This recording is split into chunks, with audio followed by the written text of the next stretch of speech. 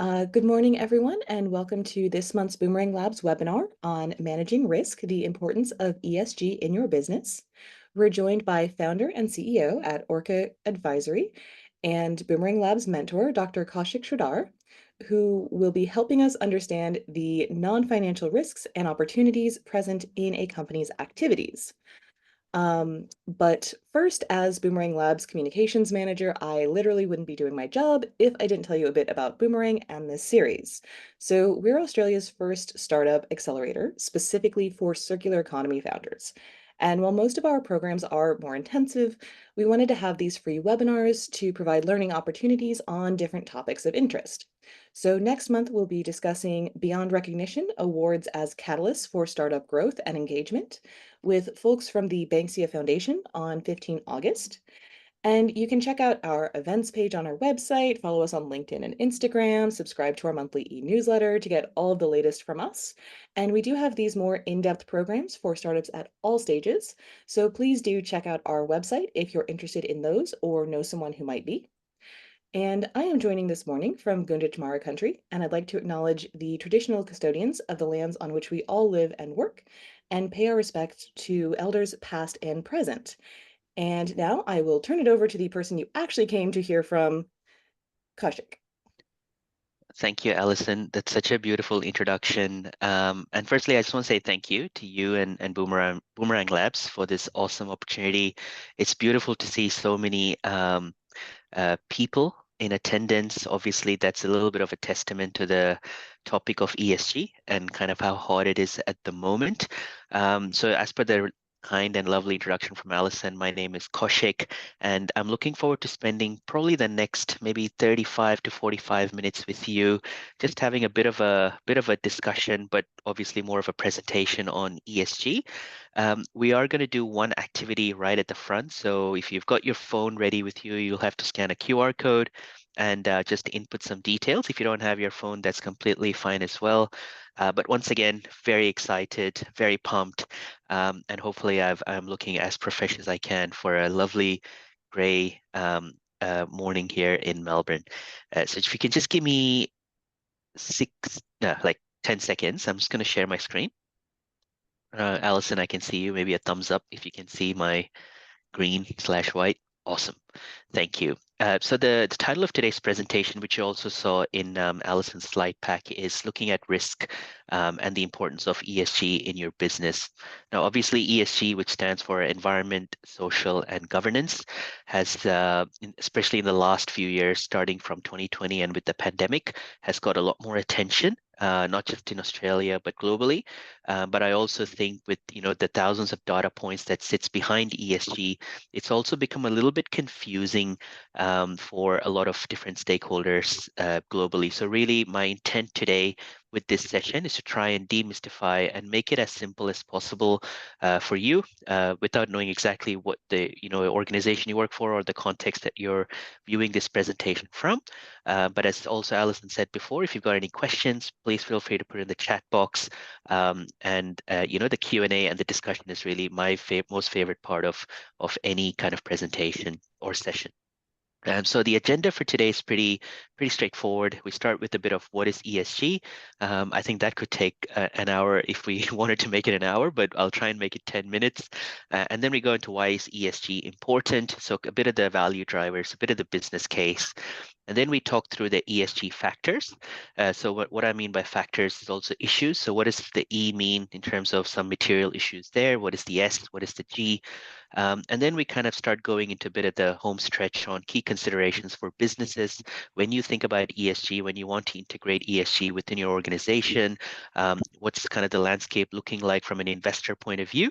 Then we wrap up with a bit of a summary and then Q&A. So that's really the proceedings for today. I hope you're comfortable with that. I guess you don't really have a choice, so we will we'll stick to the agenda. And if you've got an issue, please feel free to unmute yourself or put in the chat box, and we can wing our way through something else. So that is really what is ESG and why it's important, etc. So we're going to start with the what is ESG, and so the next slide is really an activity. So what I'll do is I'll just open this at the moment. I'll give you about 10 seconds maybe to scan the QR code. I haven't activated the activity yet, but what I might do is I might just do that in the back end. So the question is really, when you hear the term ESG, what comes to mind? So when you hear the term ESG, what comes to mind? So I'm going to stop sharing my screen briefly, and I'm going to share another screen just so you can see what the results are looking like. So hopefully you can see that Slido white screen on my screen. So someone has said optional. Excellent. So the win for me is that it's working. It's great. So I'll stop talking. Give it about 30 seconds.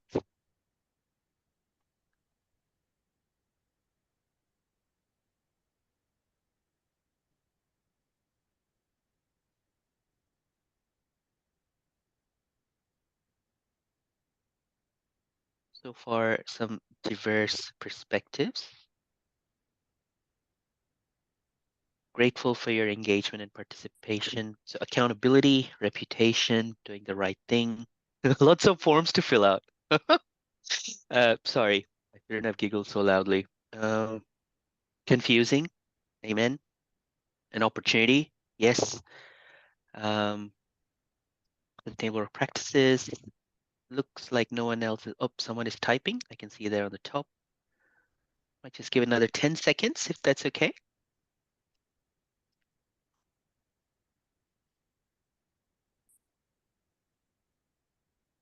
Beautiful.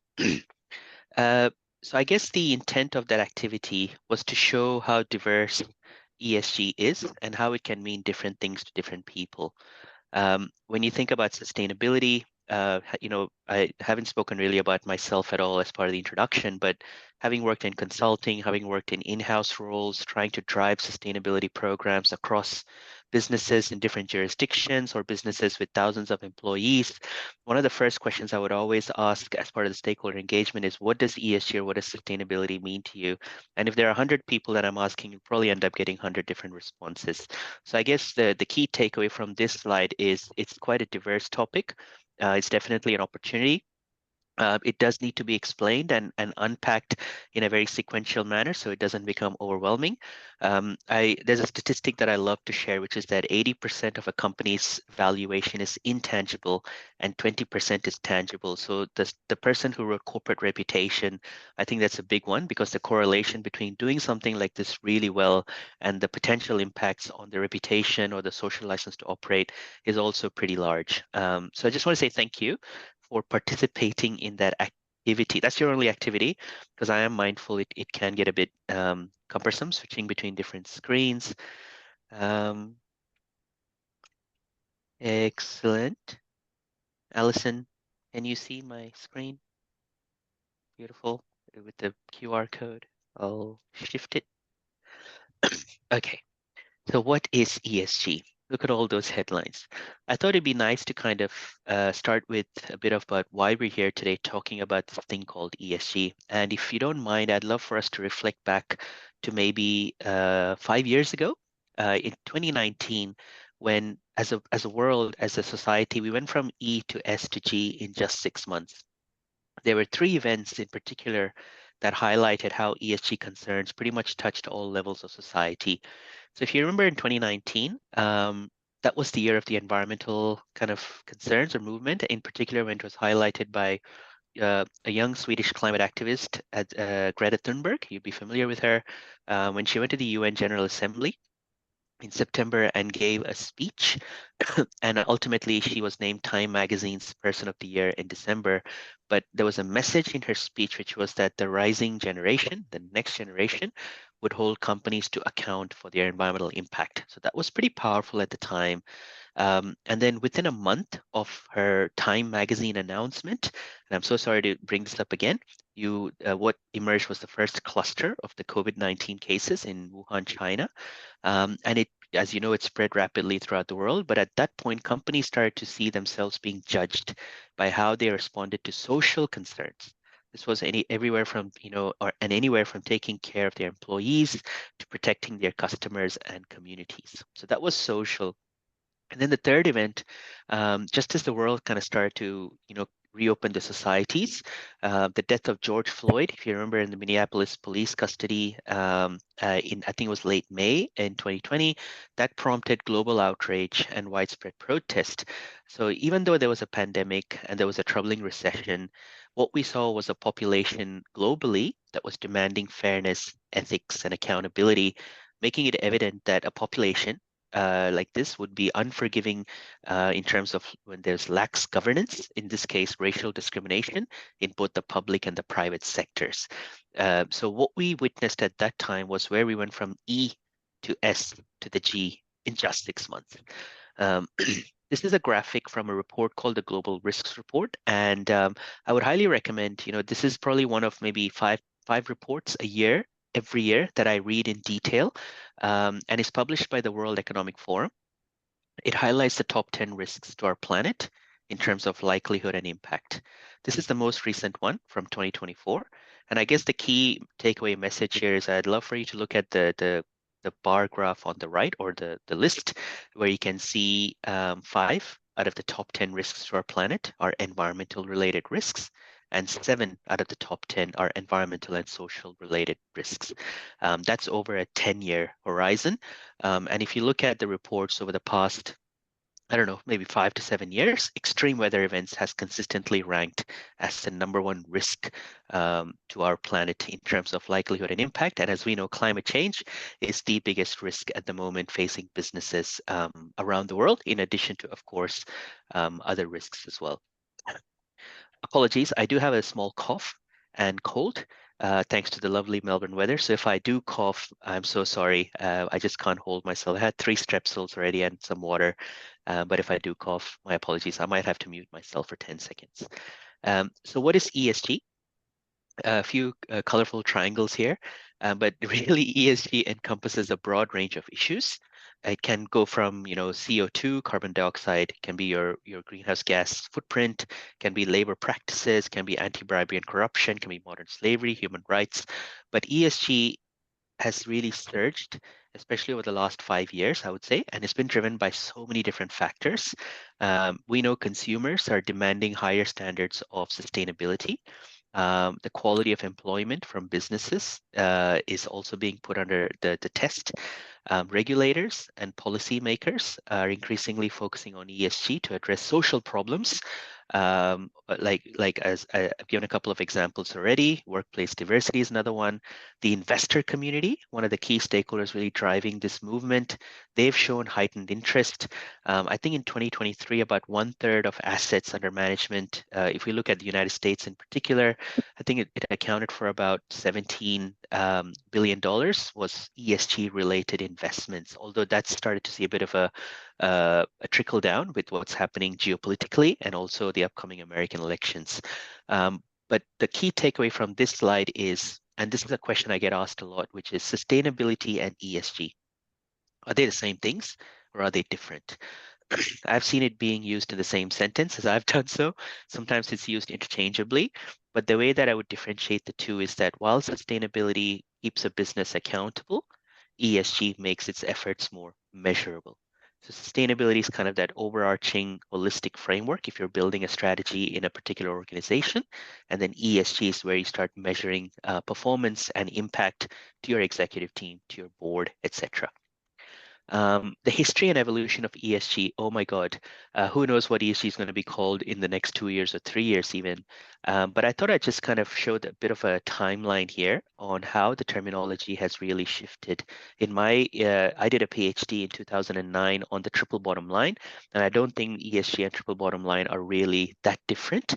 But if you look at the 80s as an example, it was EH&S, environmental health safety, and it's still around in some industries and in some countries.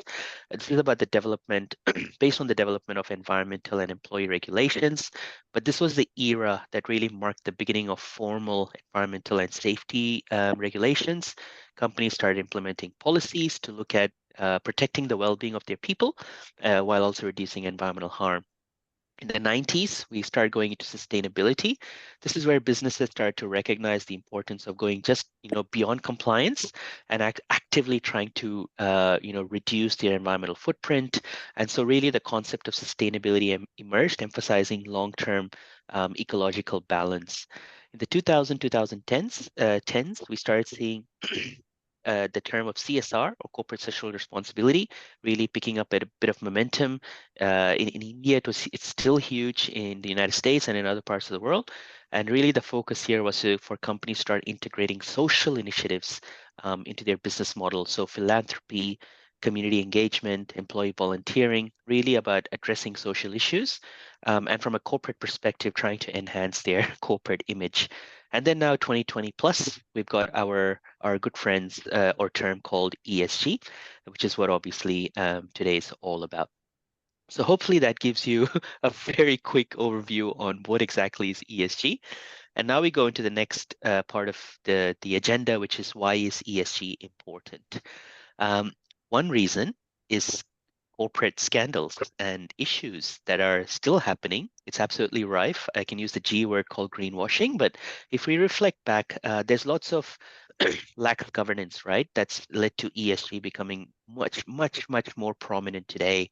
The first one, I would say, there's three examples I've put on the screen that I thought, it would be quite cool to share. Obviously, you've got the Deepwater Horizon, hashtag Mark Wahlberg, BP example from 2010, the oil spill that happened there where BP incurred, I think it was around 53, which I can see on the slide, $53.8 billion in fines, cleanup costs, etc.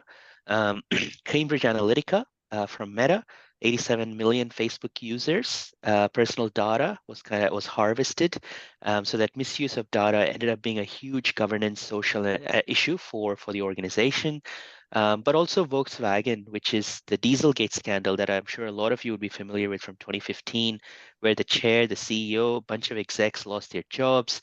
There was a 27.4 billion euro fine, loss of consumer trust. But another interesting statistic here is that the social cost of the Dieselgate scandal was $500 million in terms of hospital admissions, health impacts, etc. In people who were around, not necessarily consumers of the Volkswagen vehicle. So it goes to show you that from a financial perspective, you can monetize impacts from a social perspective, obviously from an environmental perspective, and also an economic perspective. Regulatory pressures, which is what's giving a lot of people at the moment goosebumps or hives, to quote one of my former chairs. And I think one of the questions was also about how are we going to wade our way through all these acronyms that's being thrown at us from regulatory bodies.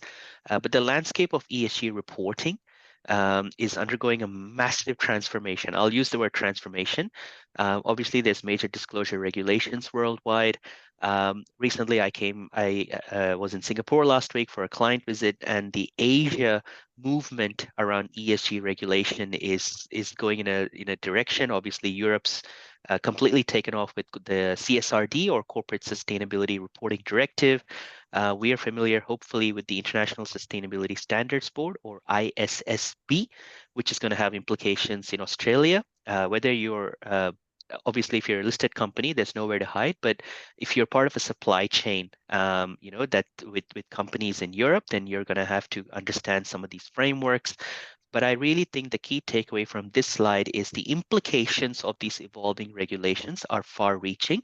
And as organizations, depending on your scale, depending on your size, and depending what's going to be expected of you, it's really being able to find that balancing act between providing detailed and transparent information about your ESG practices, your impacts, your responsibilities, while also, managing business expectations around how much is too much.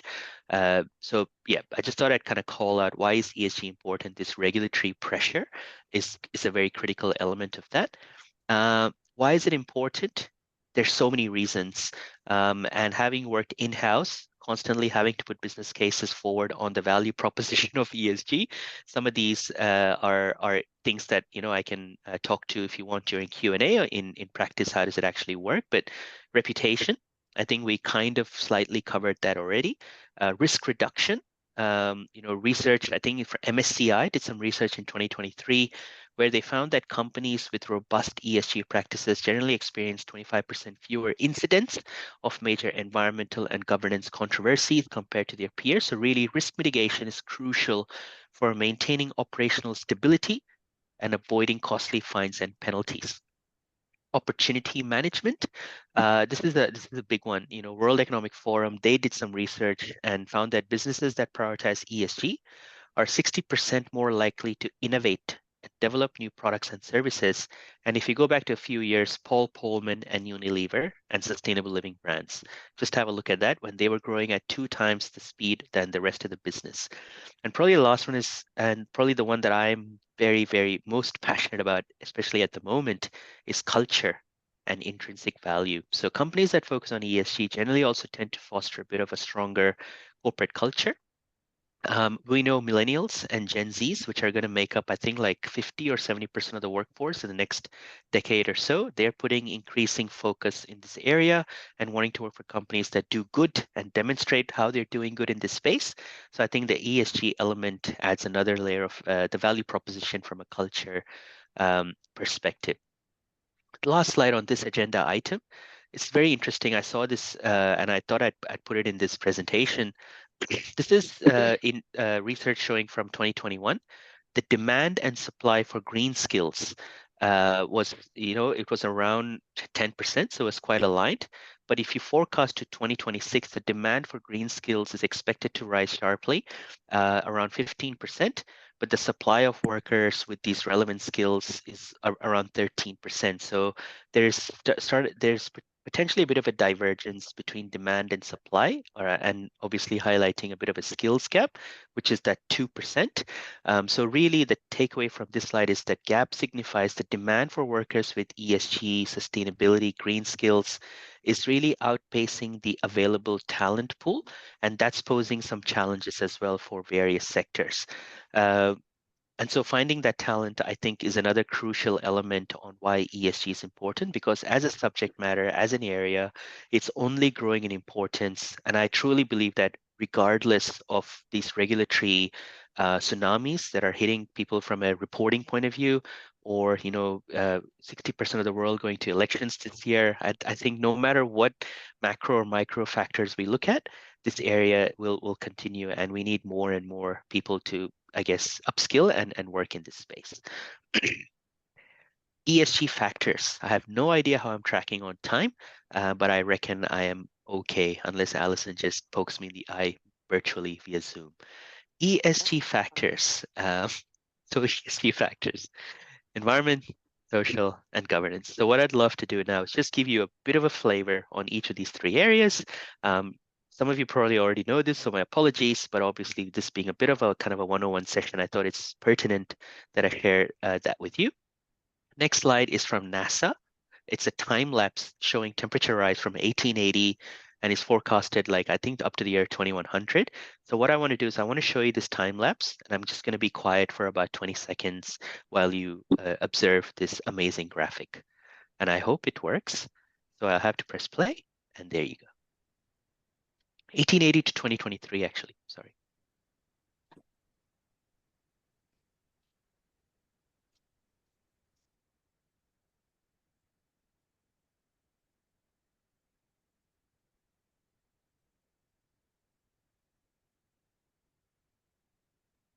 I'm not sure why this, there you go, sorry. Maybe 1914 was a critical year. Interesting.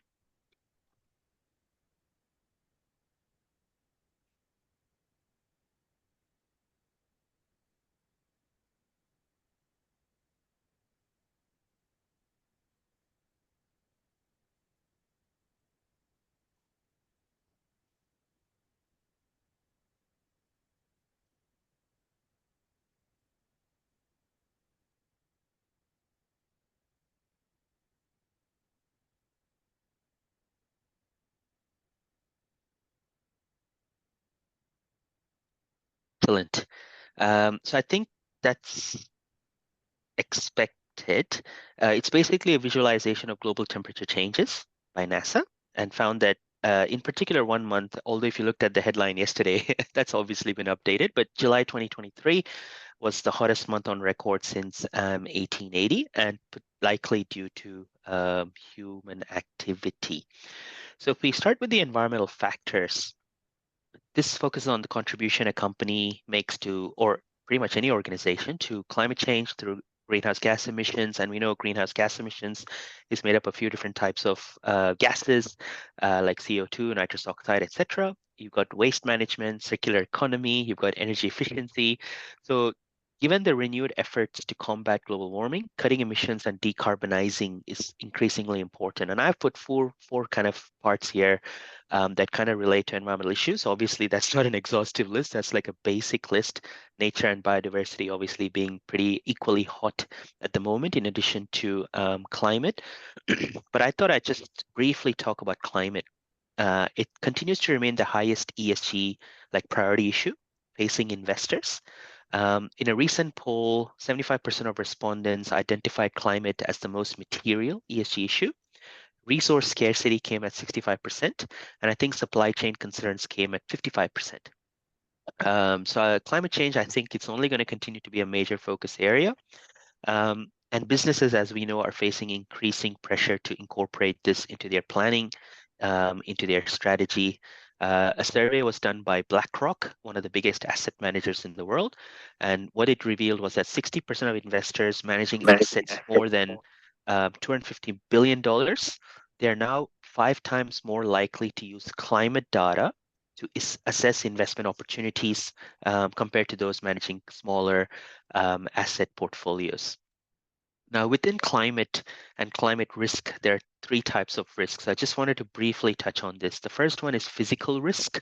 So this is things like rising tides, flooding, and really creating physical risks associated with climate change can severely impact coastal communities, displacement, loss of livelihoods, infrastructure like roads, bridges, ports can be damaged, destroyed, etc. And according to the World Bank, this is I found it a very powerful statistic. The global cost of coastal flooding due to sea level rise could reach $1 trillion annually by 2050 if no action is taken.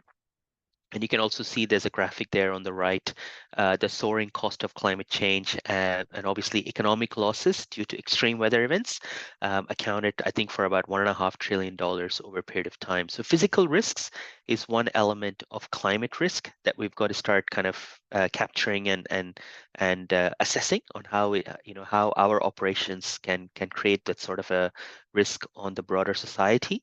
The second one is transition risk, and also, sorry, vice versa on the company.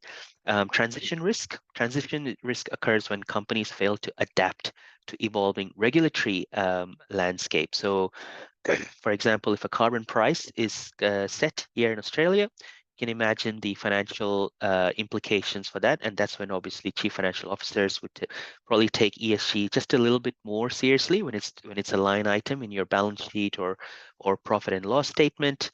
There was a recent report by the Carbon Disclosure Project that some of you may be familiar with, or CDP, and they highlighted that the global economy could face a potential loss of $1 trillion due to climate-related transition risks. So this is an area that we've got to start kind of paying a bit more attention to. I think there are other parts of the world like Europe, even China, that have started implementing these sorts of mechanisms. In Australia, we've got the Australian carbon credit units and a few other mechanisms, but I think we've just got to take it to a slightly different level. Hashtag Julia Gillard, obviously from many years ago. And then the last one is human risks, and that involves the socioeconomic impacts of climate change and environmental degradation. And this is one risk that I've generally seen missing in many climate adaptation, mitigation, scenario modeling type work. Physical and transition is generally there, obviously with TCFD, but the human risk element is something that obviously we've got to think through more, because it can lead to a dwindling local labor force, if extreme weather events affect certain markets. I put an example here of Kiribati. As you would know, it's the first country, I think, in the world to buy land in another country to house its climate refugees. The World Bank basically estimates that by 2050, as many as 1.4 million people in the Pacific Islands may need to relocate due to climate change impacts. When you think about climate, it's far-reaching and it's pretty visible, and hence it's quite important. If we go into social factors, as I've just said, climate change is generally front and center, but social issues are becoming more increasingly prominent, demanding our attention. Again, if I refer to BlackRock, they made it clear many years ago that as part of their investment strategy, they're looking at their investments to start taking responsibility around social issues from the ground up. If I look at in the United States as an example around proxy voting and recent stewardship publications, BlackRock's push for companies is to get them to start disclosing more on racial, ethnic, and gender makeup of their employees, and obviously taking diversity, equity, and inclusion more importantly as well. But social issues more broadly from a helicopter view perspective, human rights, labor standards in the supply chain, exposure to illegal child labor, workplace health and safety. Really, it's about your social license to operate. License to operate is one thing. Your social license to operate one thing.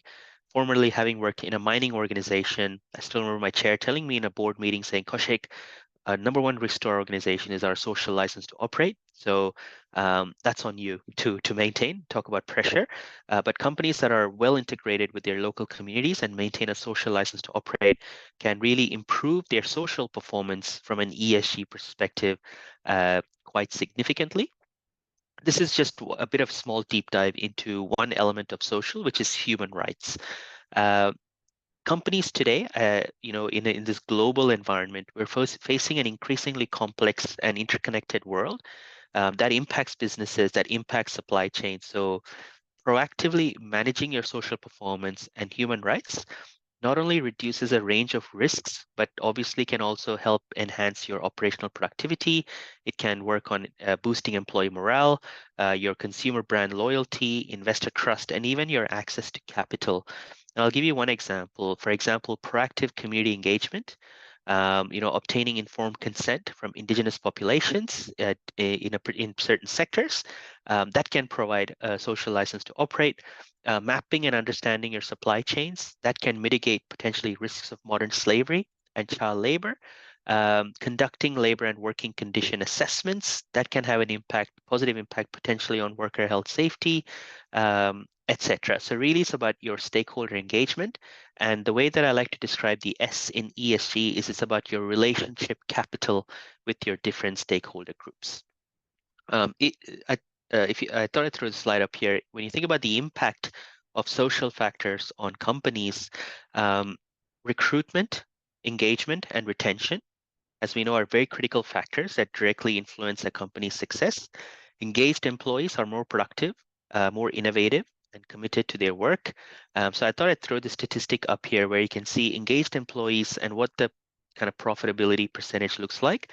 And if you're a disengaged workforce, it currently costs $500 billion a year for companies around the world. So one example of doing the S really well is the impact it has on your workforce.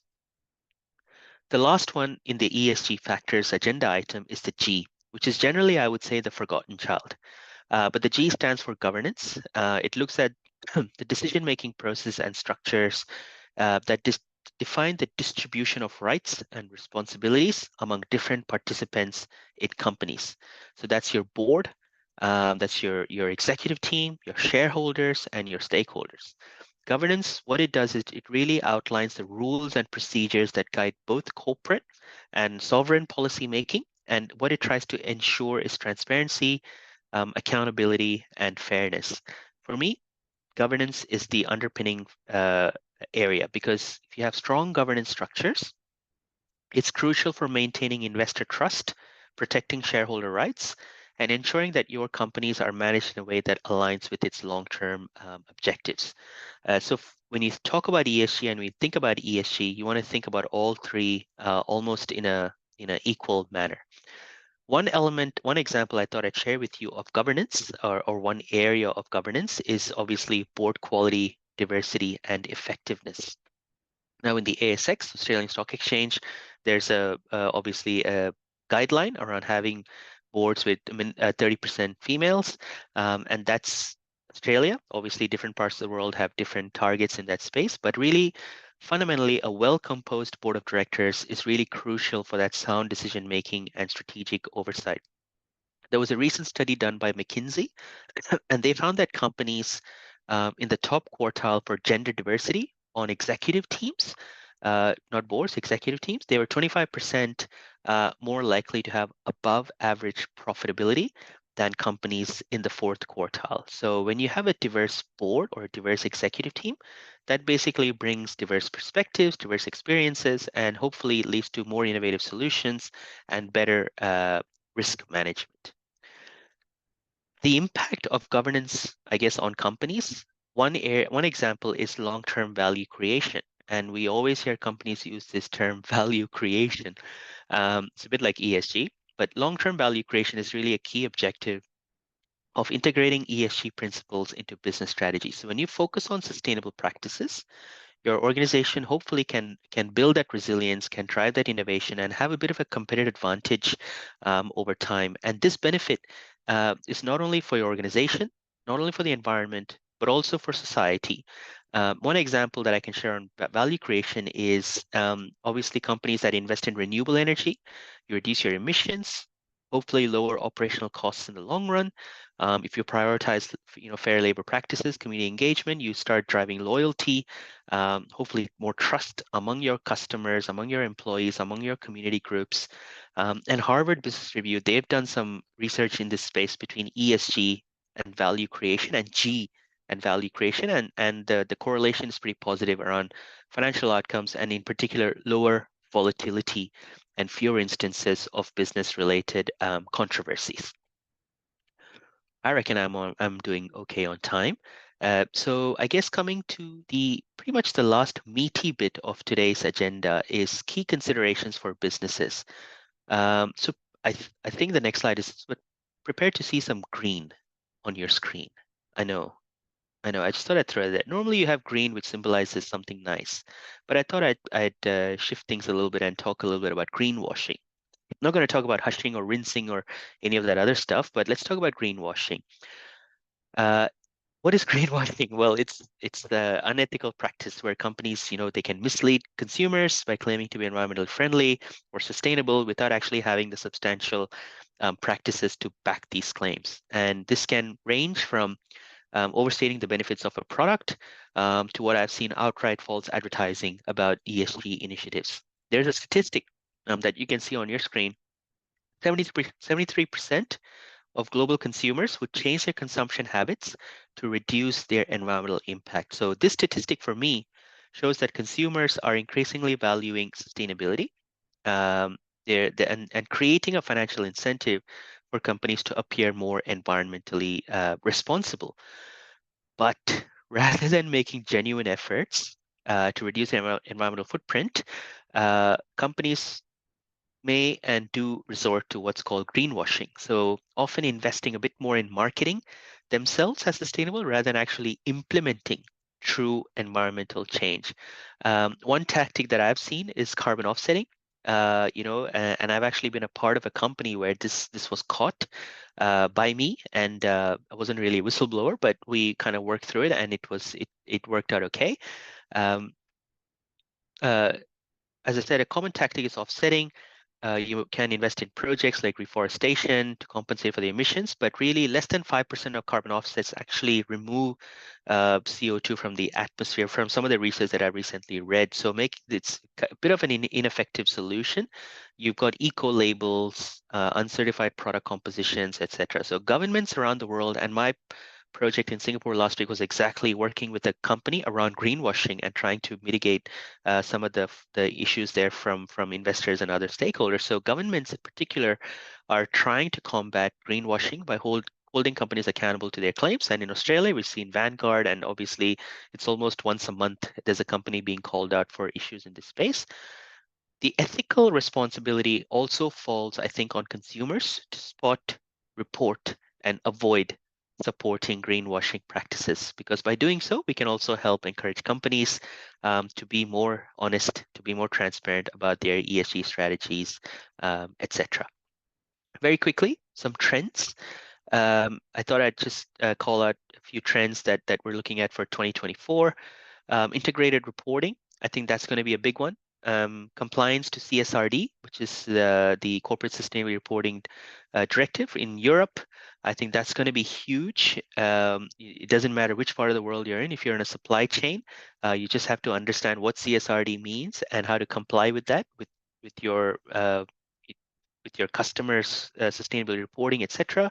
I think automated data collection, that's going to be huge. Obviously, you've seen software companies pop up every 5 seconds around the country and the world, promising solutions in this space. I would say be yeah, test it because I was part of a similar project in-house once, looking and vetting and testing over 100 software providers. But I think the automation element in particular is going to be a huge trend in the coming years, especially as this space becomes too data intensive. Scope 3 emissions, that's going to be a big deal. I think obviously ESG consulting has rapidly taken off and more regulation around greenwashing. But the there's one here that I haven't really kind of called out, but that's the use of artificial intelligence for sustainability. I think this year, next year, next couple of years, we're going to see some of a substantial augmentation in the application of AI for sustainability purposes, if we haven't already started seeing that. So those would be some of the key trends. Um, Nothing major to report here except I'm so sorry that the ESG disclosure evolution has become a bit of a revolution. This is a timeline which I just thought I'd show this to you about ESG frameworks over a period of time. Yeah, you would be familiar with the Global Reporting Initiative, GRI, back in 1997, 2000. You have ISO standards, you have TCFD, which is the climate standards in 2014, 2016. You've got TNFD, which is Task Force on Nature-related Financial Disclosures. But I guess the key takeaway from this slide is that it's going to be a little bit rough over the next few years around reporting. And as we know, the tail wagging the dog is the last thing that we want to do as practitioners in this space because it takes the fun out of ESG and sustainability. However, it's a good step because it creates more transparency, hopefully more accountability, more governance. And if you look at a lot of sustainability reports at the moment, I think there's some improvements to be made in that spirit of honesty there. I think this might be my second last slide. This is the ESG landscape. Don't worry about the like looking at each one of those pillars in the circle, but the key takeaway from this is that it's a crowded landscape. When I started in ESG or sustainability 20 years ago, there was maybe 5 logos in the ESG ecosystem. And today, there's maybe 5,000 logos. Is that a good thing or a bad thing? I cannot comment on that. However, you can see that it's quite a diverse ecosystem. Um, the United Nations Sustainable Development Goals number 17 is partnerships. And I think when we will all hit the holy grail in this space and won't need people like me to come and do a session on ESG, is when all the different logos work together for a combined solution for the sake of our planet. That's probably my only key takeaway message from that. And so really coming to my last slide, which is the summary. Summary for today. I guess there are 5 sources, if you ask me, of fundamental business value that explains ESG and corporate financial performance. The first is top line growth. So if you're, as an example, a consumer goods company with a stronger sustainability proposition, you're more likely to attract customer loyalty and new customer segments, which I think I've called that out a little bit already. Cost. The second aspect is cost. If you're more resource efficient, more water efficient, less packaging, you'll generally have a lower unit cost structure. In some of my roles, every business case that I put forward for sustainability or ESG generally has had to have a payback of 3 years or less, which is what my executive team always demanded of me. And so there's absolutely operational and cost efficiencies in the sustainability/ESG space. And then I guess coming to the regulatory relationships, if you're more responsible about your assets' environmental footprint, then the chances of an adverse punitive regulatory outcome are lower. So you have a significant regulatory opportunity here. The fourth one is talent. And we've spoken about this again, but as a statistic I wanted to share with you, an engaged and productive workforce is roughly worth 2% of a company's share price each year. And I thought that was interesting from a talent attraction, retention, and engagement perspective. And I guess the last one is investment optimization. There are generally downside risks of holding assets that become stranded. For example, coal assets, COAL, oil tankers, they've seen significant write-downs in recent years. But conversely, there are amazing opportunities in ESG related investments. And that's where, we see some of the cohort in Boomerang Labs coming up with those ideas that's going to change and shift the world, which is exactly what we need. So there's tremendous opportunity for technologies. For example, if you look at air quality, improving air quality in so many parts of the world, there's tremendous opportunities there. So for me, I think, and this again is backed up by research, if you add up all five factors, roughly that can equate to about 10% advantage in your cost of capital. So all the evidence suggests that ESG is here to stay. It may change names. It was called CSR. What was it? It was called EHS. It's sustainability, sort of. But if you think about the fundamental topic of a company's license to operate, it's really here to stay. And I want to finish on this slide. Who who doesn't like Monopoly? And I saw this, and I put the source in there as well. I saw this on LinkedIn a few weeks ago. And I thought it was so cool. For me, call me a weirdo, but ESG is a multifaceted concept, as we've discussed over the past 40 minutes or so. Social concerns, environmental concerns, governance concerns, economic concerns, etc. When we take that integrated approach, it can be encapsulated in a board game format, which basically offers a visual and interactive representation of these diverse yet interconnected aspects. So when you look at this Monopoly game, it serves as a reminder, for me at least, that the path to a sustainability or a sustainable future is kind of paved with a variety of challenges and opportunities. Have a look at the board games squares like carbon credits. You can see community engagement, cap and trades. Obviously, you've got your environmental um, strategies or issues highlighted within the sustainability spectrum. So what that basically highlights the necessity for innovative approaches in this space. If you look at governance, obviously oversight methodology, they speak to the need for strong policies and transparent processes. If you look at the social component there, community engagement, benchmarking, so that's about your social capital. So really the Monopoly board game in front of you conveys that sustainability is not a singular initiative, but a comprehensive strategy requiring a cohesive effort across multiple domains. So that's pretty much it. This next slide was about my company, but who cares? We've already spoken about Orca Advisory. I mean, I care, but I'm really interested more in the Q&A. But yeah, this is my kind of thank you slide. So if you want to connect with me and learn about what I do, the website of Orca, you can connect with me on LinkedIn.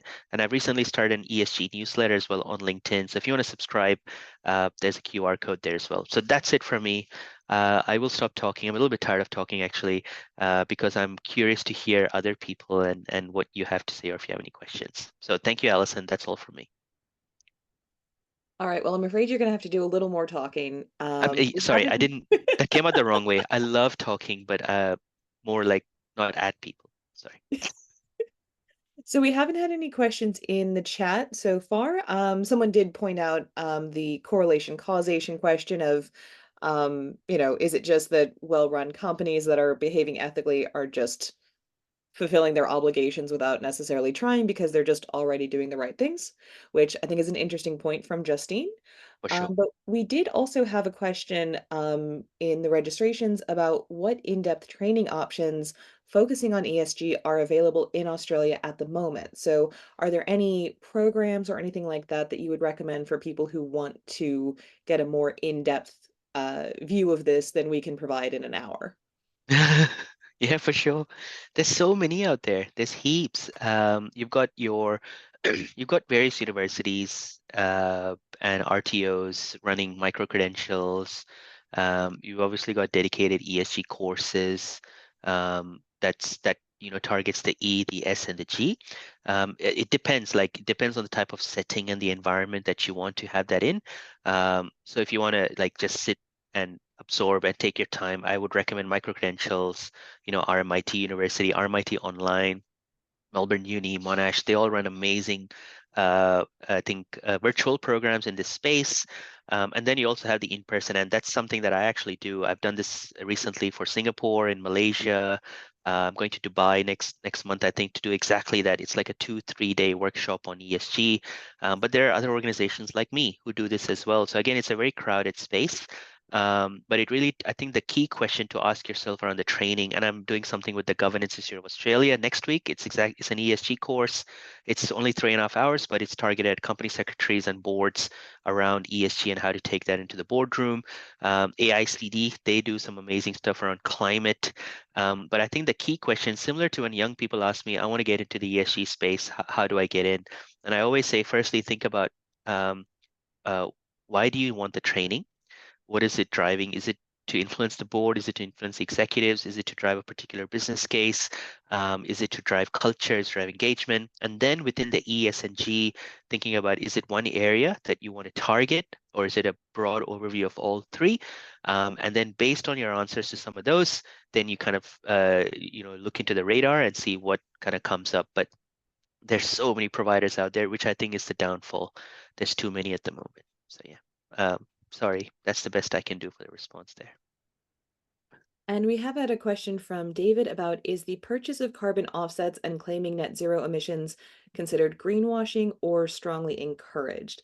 And I would just say, I think that the issue here is that in theory, greenwashing isn't carbon offsets. Like they're not technically synonymous, but in practice, a lot of carbon offset practices, like you'll have companies saying, oh, well, you paid us to protect this block of forest, but that block of forest was never actually at risk. And so you're just paying us to not actually do anything. And then they'll sell that same block multiple times. And so that's the greenwashing aspect. So theoretically, It's fine. yeah, theoretically, carbon offsets aren't bad, but in practice, there's a lot of, I would call them scammers. Hashtag Would you like to? CrowdStrike. No, I'm just kidding.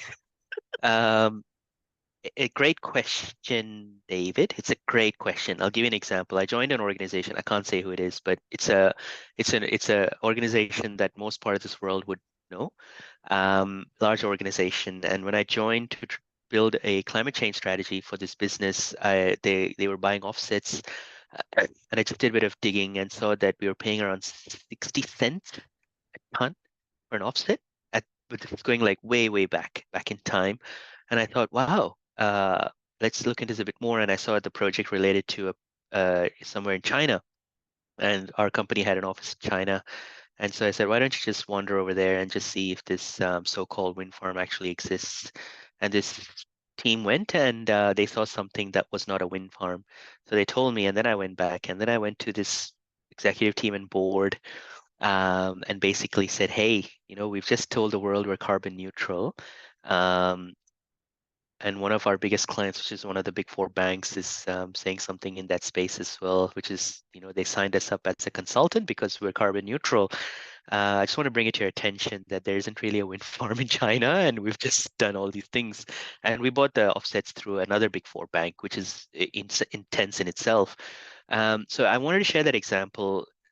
Obviously, from there, David put another business case to spend $7.50 a ton to work with indigenous rangers in the Kimberley around Savannah Burning and some other stuff. So we went from 60 cents to $7.50 a ton. So the spend was so much more, but the value proposition was so much more clear as well. And so when you think about offsets, when we think about um, offsets, net zero emissions. Obviously, with net zero, in some of the roadmaps that I've developed, carbon offsetting is right at the end because it's got a bit of a connotation, as Alison just alluded to. If it had always been done transparently, ethically, etc., then it wouldn't be an issue. It's similar to companies. If Enron had never happened and if Enron had behaved, corporate governance maybe would never have existed as a topic, and the Sarbanes-Oxley Act may not have needed to come in place in the United States of America. So I think when we think about emissions, net zero emissions, carbon offsets, and greenwashing, whatever Alison said, plus, I think just for me, when a company says carbon neutral, my instinct is I just want to peel the onion layer and just understand it a little bit more. And that's just the way the world is. It's a little bit skeptical at the moment in that space. Yeah, and the more transparency we can provide and the more impact we can show of these offsets and what is it generating, what is it creating. It's that storytelling piece, I think, that was lost in translation. You know, net zero by 2050. I'm not even going to be alive by 2050. Part of the board is going to be done by 2030 in one company that I worked for. So, you just think net zero by 2050, that's so far away. Carbon offset, plant some trees, but what is the impact of all of this? What are we trying to achieve? It's the outcomes. It's a theory of change. If we can focus a little less on outputs and a little more on outcomes, I think that's where the reporting dialogue, the offsetting dialogue, the greenwashing dialogue, it's a little bit stuck at the moment. And it needs practitioners who know their stuff to talk about outcomes and not focus so much on outputs. Yeah, I hope that helps. Sorry, got a bit philosophical. I need to calm down. Yes, you look overwrought. Anyone who would like to have more of a deep dive into carbon offsets specifically, John Oliver's Last Week Tonight did a really great deep dive on the topic that I recommend. You can find it on YouTube. Now, Duncan has asked about the ESG skills shortage and what is the sector doing to promote young learners with a view to future workforce? What is the sector? May I ask which sector in particular, or is it just the ESG practitioner space? I'm guessing the ESG practitioner space. I'm guessing just Uh, everyone. Everyone, sure. That's fine. 10%, totally. It just depends. I saw an article today that ESG roles haven't been made redundant yet. So, and that's in Australia. So I think, also the economic climate, it's interesting. But yeah, absolutely agree with you, Duncan, that it could totally be 10%, could be 20% by 2030 with the number of projects, the excitement, the momentum that we've got happening locally and globally. I'll give you a quick example, if you don't mind, Alison, just a personal example. And this is me kind of walking the talk to answer your question. 6 months ago, I quit my full-time job. I quit. I'm done with full-time work, not for any wrong reason, but more about I kind of asked myself, I want to have a bigger impact. I'm seeing a lot of young people. I'm seeing ESG and sustainability still struggling in certain worlds that I've been in. What can I do on a personal level to do my part in this space? And so when I started Orca Advisory, one of the four pillars was teaching. And when I started my company, my KPI to myself was to impact 20,000 people in 12 months. And I had a definition of impact, and that 20,000 people was really to make them amazing humans, leaders, and ESG like experts. So in the last 6 months, the impact I've been calculating it, it's come to about 9,000 people as of today. And I'm counting all of you in my equation, by the way, but 9,000, and I've taught at about 6 universities. And so one real example of how I'm playing my part to try and get the gap shortened is to go into universities, take the curriculum, whatever it is on leadership, on ESG, on sustainability, on climate, on ethics, and start talking to the kids. And my kids range from 20 years old to 60 years old because my MBA programs, obviously, it's more experienced people, but trying to instill elements of sustainability and ESG that's tried and tested, not something that's kind of been made up on the fly over the past few years. And so my hope and dream and ambition is these young people or these people will then go into their workforce and absolutely, or as if they're looking for a job, have the right skill set or the toolkit to have an informed, knowledgeable conversation, with their relevant stakeholders. I think to answer your question, Duncan, um, I think through education and sessions like this, hopefully through education. I think in the Task Force on Climate-Related Financial Disclosures, one of the recommendations is to run a training session with boards. It's actually a requirement on ESG and sustainability and what's happening at the moment. So I think through training and education, I think that's one way, and also starting at a much younger age than universities, even in the high schools, middle schools, which I hear the curriculum is changing into a more sustainability-oriented mindset. I think that's another way as well. Yeah, at the moment, the space is a little bit crowded with everyone knows ESG, but I think we've got to get into people who are much younger and just try to build this in a more purposeful, holistic way than a let's make a quick buck, tick the box type of way.